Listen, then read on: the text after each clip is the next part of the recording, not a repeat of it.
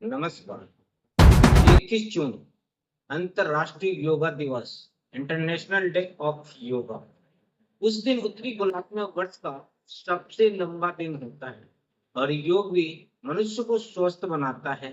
11 दिसंबर 2014 को संयुक्त राष्ट्र के 177 देश के सदस्यों द्वारा 21 जून को अंतर्राष्ट्रीय योग दिवस को मानने का प्रस्ताव मंजूरी मिली। भारत के इस प्रस्ताव को 90 दिन के अंदर पूर्ण बहुमत से पारित किया, जो किसी प्रस्तावित दिवस को संयुक्त राष्ट्र संघ में पारित करने के लिए सबसे कम समय है। 11 दिसंबर 2014 को संयुक्त राष्ट्र में भारत के अस्थायी प्रतिनिधियों द्वारा अंतर्राष्ट्रीय योग दिवस संकल्प का मसौदा प्रस्तुत किया गया। मसौदे का व्यापक समर्थन मिला, जिसके अंतर्गत 177 देश इस मसौदे के प्रस्तावक बने, जो संयुक्त राष्ट्र महासभा के इतिहास में अभी तक हुए किसी भी संकल्प के सर्वाधिक प्रस्तावकों की संख्या है।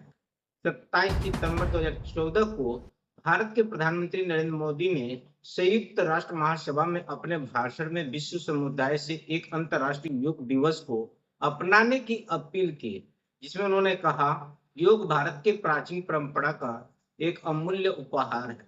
यह दिमाग और शरीर की एकता का प्रतीक है, मनुष्य और प्रकृति के बीच सामंजस्य है, विचार संयम और पूर्ति प्रदान करने वाला तथा स्वस्थ और भलाई के लिए एक समग्र दृष्टिकोण को भी प्रदान करने वाला है।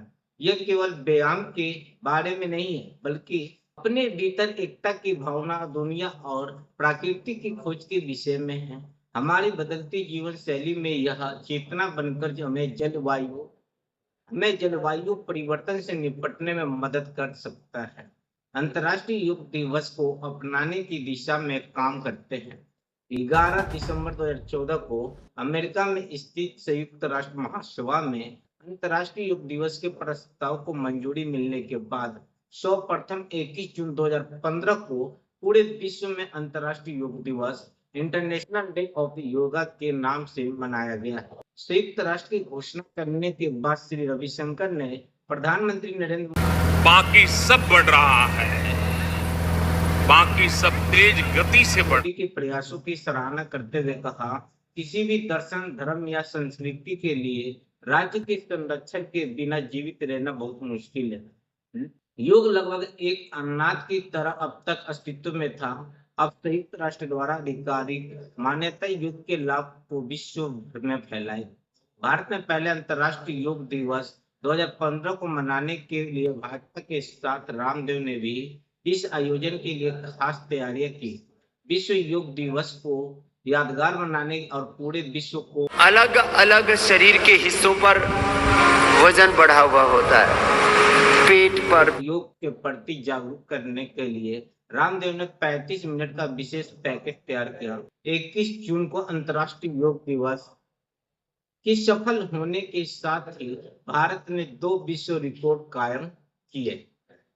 भारत में 21 जून को अंतर्राष्ट्रीय योग दिवस बड़े पैमाने पर मनाया गया, जिसकी तैयारियां बड़े जोर शोर से सरकार कर रही। योग दिवस को मुख्य समारोह दिल्ली के राजपथ पर हुआ।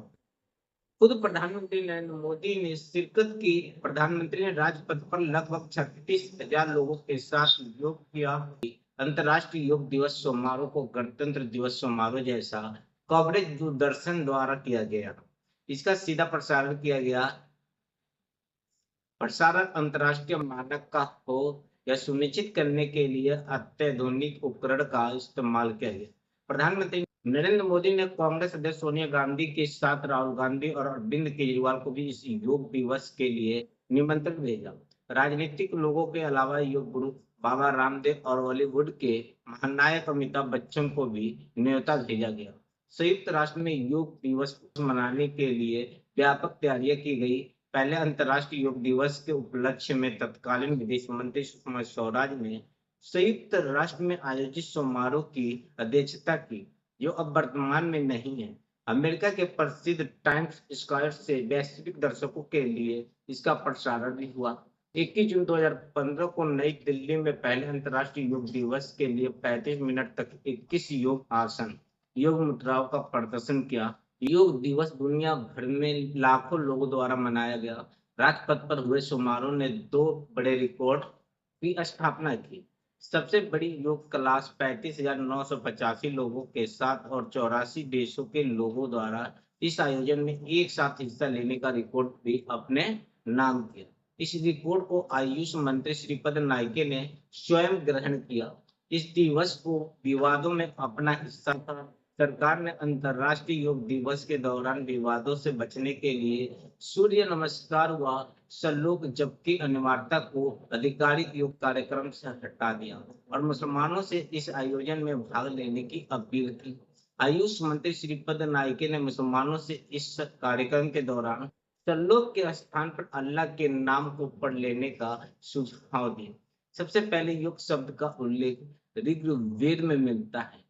पहले योग शब्द उसी अर्थ में प्रयुक्त हुआ जिस अर्थ में इसे आधुनिक समय में समझा जाता है। माना जाता है कि रचना ईसा पूर्व 25वीं और 30वीं शताब्दी के ईसा पूर्व के बीच में कालखंड में हुई थी। पतंजलि का योग सूत्र योग का सबसे पूर्ण ग्रंथ है। इसका रचना काल ईसा की प्रथम शताब्दी या उसके आसपास माना जाता है।